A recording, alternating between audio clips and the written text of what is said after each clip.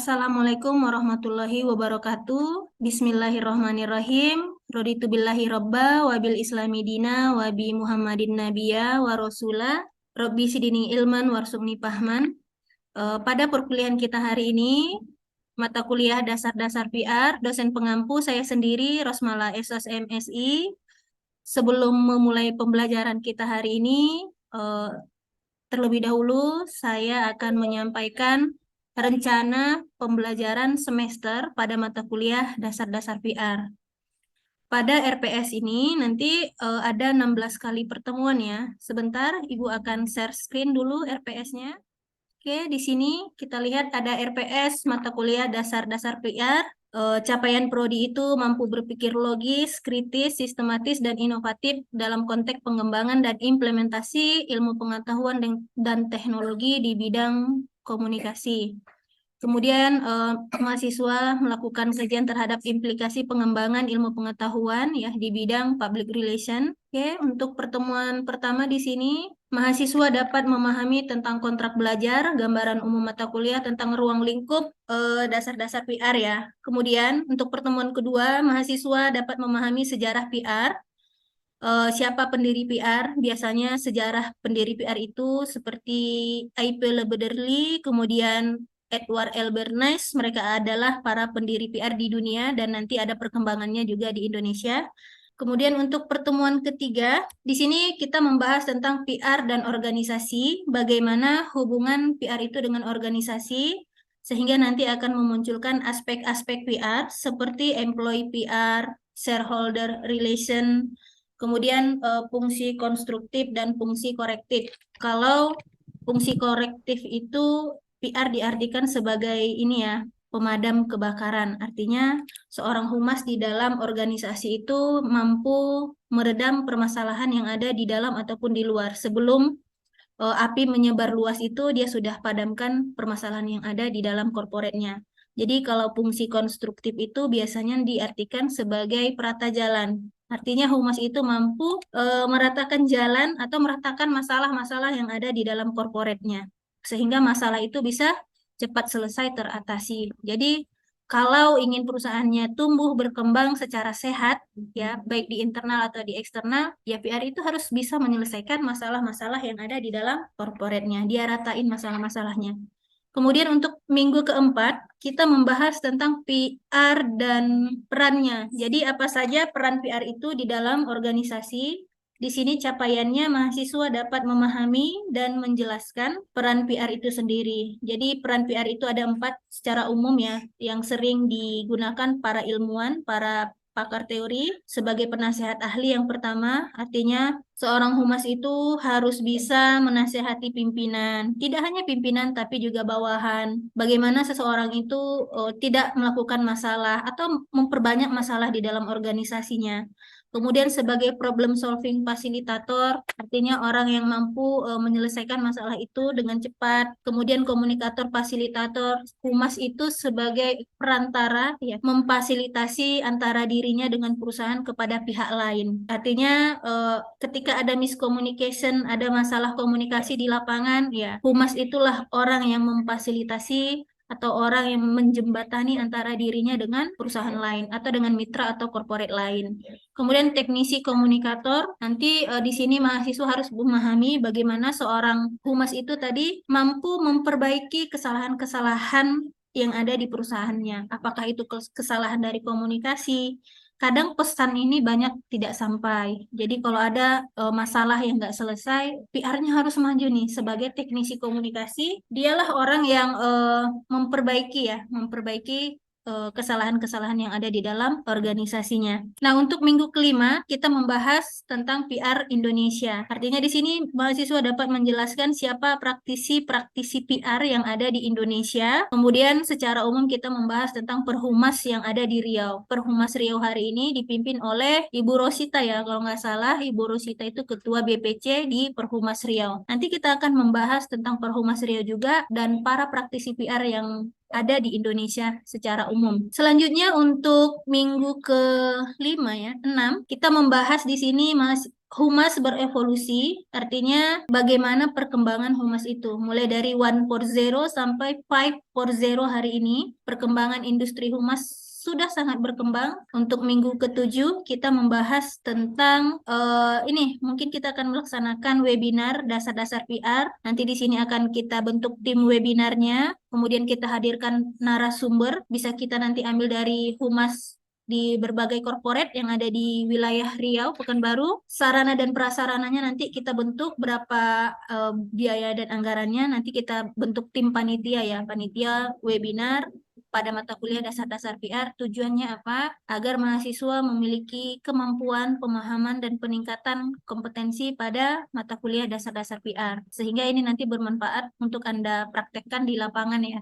Oke, untuk minggu ke-8 kita melaksanakan UTS, esai. Ya, silahkan nanti kita melaksanakan UTS sesuai jadwal yang ada dari kampus. Kemudian minggu ke-9 kita membahas tentang komunikasi dan PR. Di sini mahasiswa dapat menjelaskan komunikasi dan PR itu apa. Jenis komunikasi yang terjadi dalam public relation ya. Komunikasi PR-nya apa saja. Itu nanti akan kita tuntas bahas secara seksama pada minggu ke-9.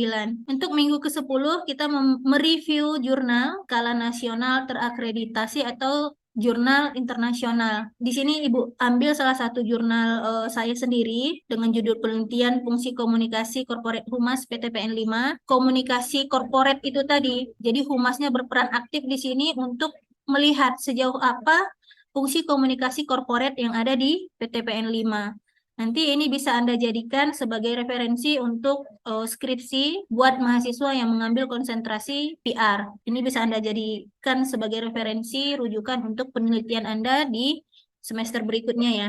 Untuk pertemuan ke-11 di sini kita membahas yaitu membangun citra dan reputasi. Di sini mahasiswa bisa menjelaskan apa itu citra dan apa itu reputasi. Pertahankan citra seperti apa, kemudian corporate image itu seperti apa, dan reputasi itu seperti apa. Artinya ketika perusahaan sedang mengalami krisis manajemen atau ada konflik, itu sangat berpengaruh dengan reputasinya. Kita ambil salah satu contoh Jiwasraya, perusahaan yang sudah valid hari ini ya, yang sudah ditutup oleh Kementerian BUMN, kan reputasinya hancur ya, mulai dari citranya yang tidak bisa dijaga, kemudian reputasinya. Kenapa sampai rusak reputasinya? Ternyata di sana banyak melakukan kesalahan atau ditemukan telah merugikan negara, akhirnya ya perusahaan itu ditutup. Mau bagaimanapun ya perusahaan itu tidak bisa bangkit lagi. Artinya reputasinya anjlok. Kemudian kalau kita lihat perusahaan-perusahaan lain seperti di Riau ini banyak perusahaan-perusahaan bergerak di bidang industri kelapa sawit. Pada saat musim kemarau contohnya RAPP, mereka sering melakukan pembakaran lahan, ya, memperluas areal perkebunannya gitu. Itu ketika tersorot oleh media, itu udah kena reputasinya. Karena apa? Secara sengaja mereka telah merugikan orang banyak atau merugikan publik masyarakat. Karena apa? Karena ya asap itu tadi, karena sudah memperluas areal perkebunannya, membakar lahan, ya, yang dituntut adalah perusahaan. Jadi yang karena itu adalah perusahaannya ya, reputasinya. Untuk minggu ke-12, di sini mahasiswa akan melakukan presentasi makalah dengan tema sejarah PR, ya, sejarah PR. Kemudian untuk minggu ke-12, mahasiswa mempresentasikan makalah humas berevolusi. Untuk minggu ke-13, mahasiswa presentasi makalah tentang PR dan organisasi. Minggu ke-14, mahasiswa akan membahas makalah tentang citra dan reputasi. Untuk ke-15, mahasiswa membahas tentang CSR, Corporate Social Responsibility ya. Nah, itu untuk pertemuan ke-15. Jadi mulai dari pertemuan ke-12 sampai ke-15, kita melakukan presentasi makalah nanti tim ya. Untuk pembagian timnya, kelompoknya saya berikan di minggu kedua atau minggu depan. Untuk 16 kita UASnya ya sama sesuai jadwal yang ada dari kampus. Kita mengikuti jadwal yang secara tertib dari kampus ya. Ini RPS dari mata kuliah dasar-dasar PR. Ada pertanyaan mengenai RPS? Oh iya, silahkan Peona. Ini Bu, sebelum kami membahas lebih dalam lagi, menurut Ibu, Ya.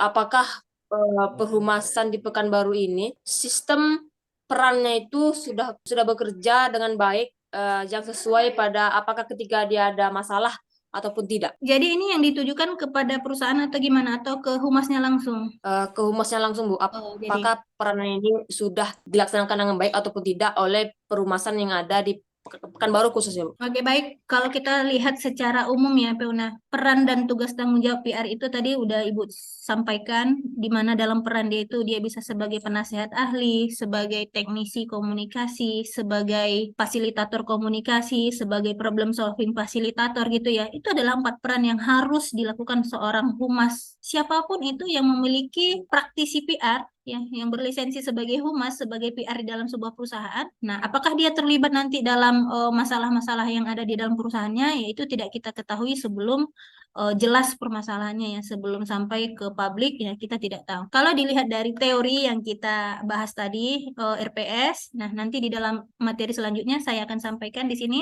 Secara umum mereka melakukan tugas ya, karena ada job desk, ada tanggung jawab. Ketika perusahaan mengalami krisis manajemen, konflik, dia adalah orang pertama yang dihubungi media. Harus diselesaikan dengan cepat. Misalnya gitu ya, Fiona. Oke. Baik, Kita terima kasih, Bu. lanjut pada materi ya. Pada materi berikutnya di sini ada konsep dasar PR. Jadi kita harus memahami tentang definisi PR itu apa. PR itu diartikan sebagai aktivitas ya, komunikasi dua arah dengan publik. Jadi ada komunikasi dua arah antara publik dengan organisasi. Komunikasinya itu apa? Boleh kebijakan, boleh menyelesaikan masalah ketika perusahaan dituntut. Jadi harus ada pesan komunikasi yang disampaikan kepada publik. Sejauh ini kami sudah tanggung jawab untuk menyelesaikan masalah. Kemudian ada definisi PR dari Kulsin. Ya, Kulsin menyebutkan bahwasanya PR itu usaha yang dilakukan secara terus-menerus dengan sengaja guna membangun, mempertahankan pengertian timbal balik. Jadi ada usaha yang dilakukan secara terus-menerus agar perusahaan ini sehat, tumbuh berkembang dan memiliki prestasi yang kuat. Reputasinya naik terus. Nah, itu usaha yang dilakukan secara terus-menerus. Ada masalah diselesaikan, ada masalah diselesaikan. Jadi usaha dia itu berhasil. Ya, ini yang dimaksud oleh si Kulsin tadi. PR itu adalah orang yang beraktivitas, berproses untuk membangun ya usaha secara terus-menerus agar perusahaan itu sehat, tumbuh berkembang dan tidak memiliki masalah. Ini maksud dari si Kulsin. Jadi itu definisinya. Ini hal-hal yang berhubungan dengan PR ada 7 secara umum. Jadi PR itu selalu berkaitan dengan communication, harus mampu berkomunikasi dengan baik, baik formal atau informal. Kemudian news, humas itu harus selalu meliput berita, mengupdate segala berita terbaru kekinian. Kemudian media, humas itu harus selalu berkomunikasi dengan media, dengan para wartawan, jurnalis. Kemudian audiens, humas itu harus selalu bisa menguasai, bisa mempengaruhi para audiens, ya, society, social, advertising. Jadi 7 hal ini adalah hal-hal yang selalu berkaitan dengan PR. Makanya kadang kalau kita lihat di perhotelan, ya, MPR, marketing public relation, nah, itu berkaitan dengan PR. Kalau ada masalah dengan produk-produknya, itu humas yang menyelesaikan.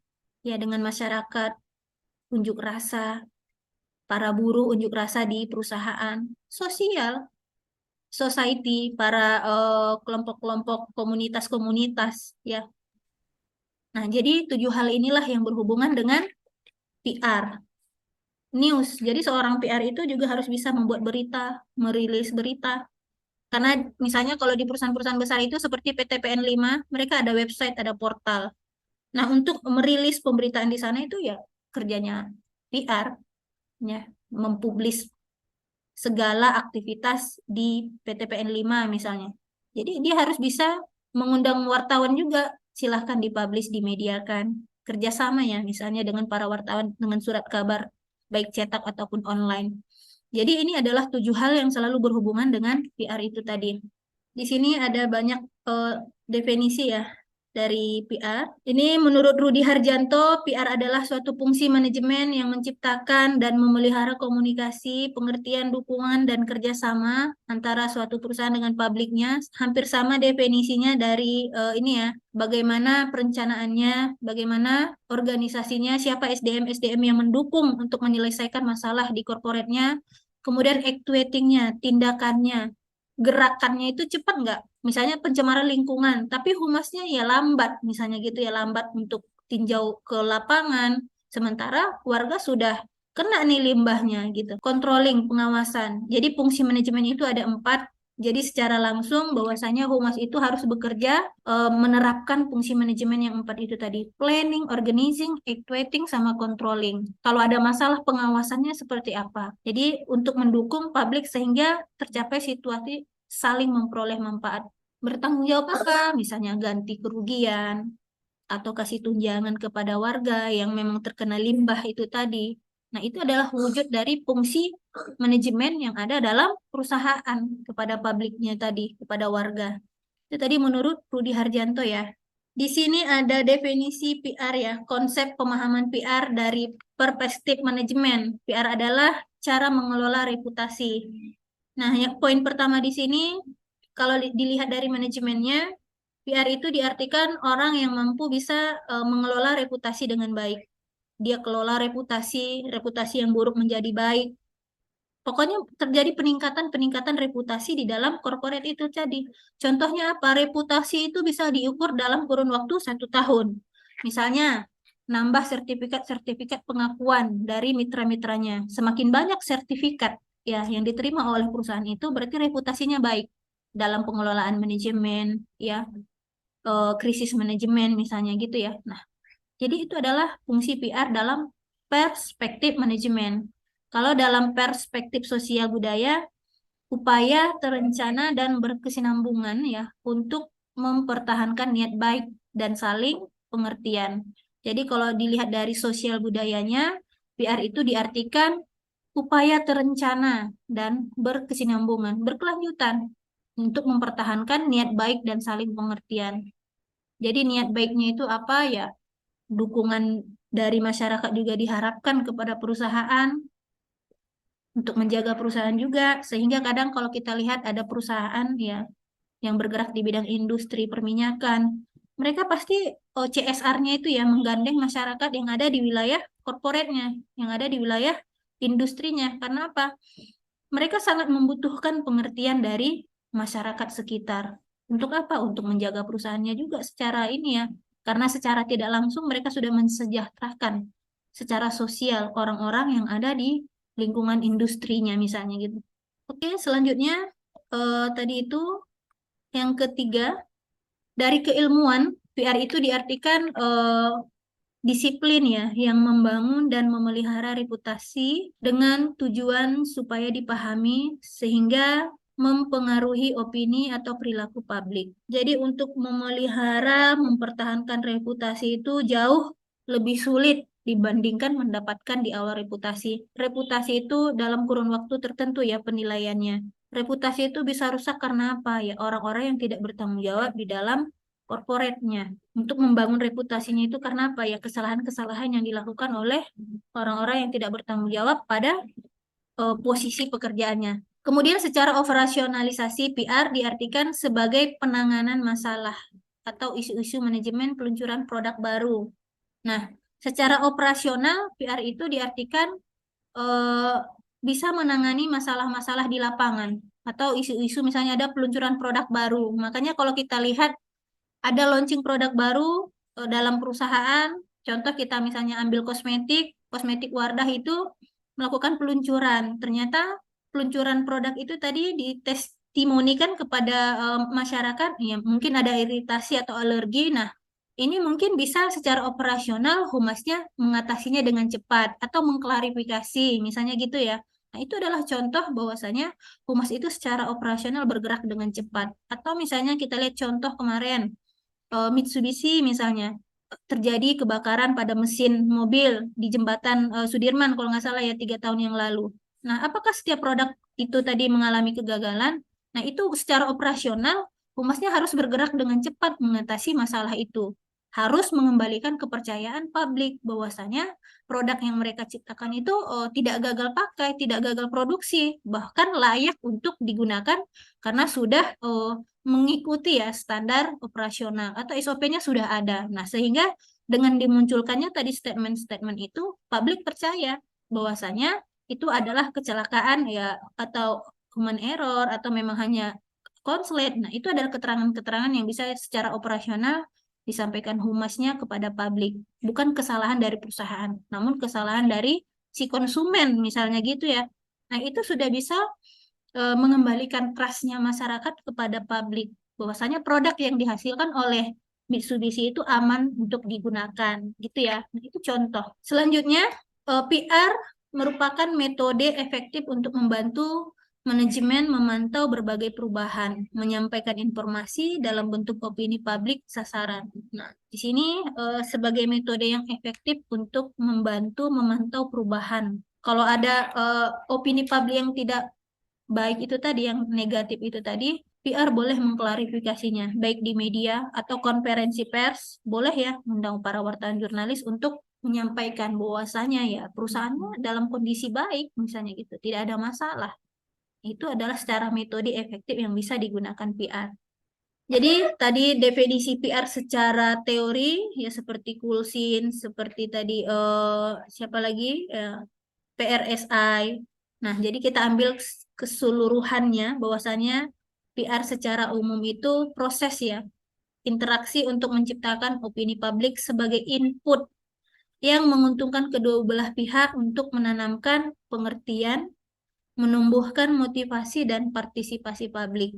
Nih, proses bertujuan untuk menanamkan keinginan yang baik dan kepercayaan, pengertian dan citra yang baik di publiknya. Artinya di sini ada interaksi untuk menciptakan opini publik. Humas itu berinteraksi kepada masyarakat ya untuk menciptakan opini publik itu tadi.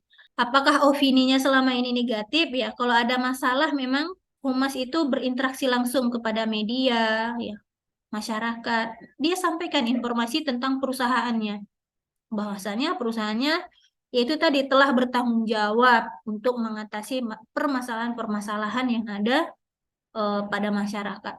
Interaksi munculkan untuk saling pengertian. Pengertiannya itu ya misalnya ya pencemaran limbah lingkungan itu tadi ya. Kasih waktu Bapak Ibu warga di sini tidak perlu khawatir. Kami dari Humas, saya mewakili Humas dari perusahaan sebagai pengganti atau menjembatani antara warga dengan perusahaan. Saya diberikan amanah misalnya gitu ya 1 bulan untuk menyelesaikan masalah ini. Jadi mungkin saya minta pengertiannya, kerjasamanya. Silahkan kumpulkan kartu keluarga misalnya gitu ya. Atau silahkan data warga-warga yang terkena dampak limbah lingkungan. Nah, itu adalah salah satu menciptakan opini publik yang baik tadi kepada masyarakat. Dia minta data warga yang terkena wabah pencemaran lingkungan. Karena dengan dapatnya data ini nanti saya sampaikan kepada perusahaan bahwasanya ini adalah data fakta di lapangan warga yang terkena wabah ya pencemaran lingkungan. Di situ nanti muncul opini yang positif bahwasanya perusahaan tersebut sudah bertanggung jawab dan memperhatikan warga yang terkena dampak wabah limbah itu tadi ya. Itu adalah wujud tanggung jawab dari perusahaan.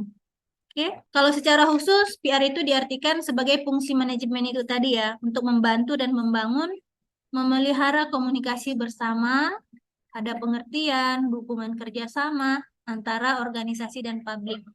Artinya tadi Ibu sudah sampaikan secara khususnya itu tadi, PR diartikan sebagai fungsi manajemen. Fungsi manajemen itu apa saja? Ada planning, organizing, executing, dan controlling. Itulah yang mungkin bisa diterapkan humas secara khusus di dalam organisasi atau perusahaannya. Kosakata kunci dari PR ini adalah manajemen komunikasi, artinya humas merupakan fungsi bagian dari fungsi dan peran manajemen komunikasi. Nah, kedua, hubungan mutualistik, artinya di mana dalam humas menjalin hubungan yang saling menguntungkan antara organisasi dan publiknya. Kemudian organisasi dan publik, di mana pelaku dan pemeran kegiatan humas adalah organisasi publiknya. Kemudian kepentingan organisasi diartikan di mana humas merupakan kegiatan yang bertujuan selaras dengan kepentingan organisasi. Jadi humas itu bekerja hanya untuk kepentingan organisasinya. Organisasinya dituntut, ya organisasinya ada masalah, demi kepentingan organisasi dan perusahaannya, humas itu ya harus bekerja dengan baik ya, bertanggung jawab. Nah, di kesimpulan terakhir ya, tugas dan tanggung jawab PR sebenarnya jauh lebih kompleks. Selain mengelola informasi, PR juga membangun ya, menjaga, menyelamatkan citra dan reputasi suatu organisasi di mata publik. Bahkan PR juga berkontribusi mengatasi internal atau eksternal, mengatasi krisis dan mendukung kinerja manajemen secara keseluruhan. Nah, ini adalah tugas dan tanggung jawab PR sebenarnya. Sampai di kesimpulan, ada pertanyaan sebelum perkuliahan kita selesai? Izin bertanya, Bu. Iya, silahkan Peona. Menurut Ibu, humas pasti mereka menghadapi yaitu hambatan-hambatan ya, Bu ya. Menurut Ibu pula, hambatan seperti apa yang mungkin bisa mengganggu proses kinerja perumasan itu sendiri, Bu? Terima kasih. Oke, baik. Kalaupun ada hambatan itu ya mungkin bisa dari hambatan internal atau hambatan dari eksternal. Kalau hambatannya dari internal itu ternyata ada orang di internal publik itu yang tidak mendukung kinerjanya humas. Paham, Peona? Misalnya dia membutuhkan data untuk misalnya kerugian perusahaan atau penggelapan dana perusahaan gitu ya. Di bidang apa? Di Departemen Accounting Keuangan. Nah, ketika dia ingin menyelesaikan masalah ini, ternyata dia mendapatkan hambatan di Departemen Keuangan. Karena ini kan data harus disampaikan mungkin ke kejaksaan, ke pengadilan, misalnya gitu ya, kepada pengacara, kan data ini harus ada gitu. Secara administrasi, ketika dia ingin meminta ini, ternyata di internal publik itu, dia mendapatkan hambatan seperti itu.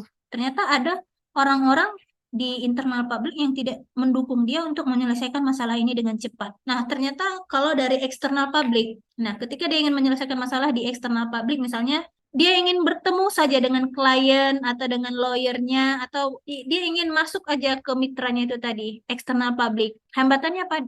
Tidak diberikan waktu untuk bertemu, misalnya gitu ya. Karena juga namanya eksternal ya. Orang pihak luar itu kadang bagaimana kita itu ya kewalahan untuk bisa menyelesaikan masalah itu.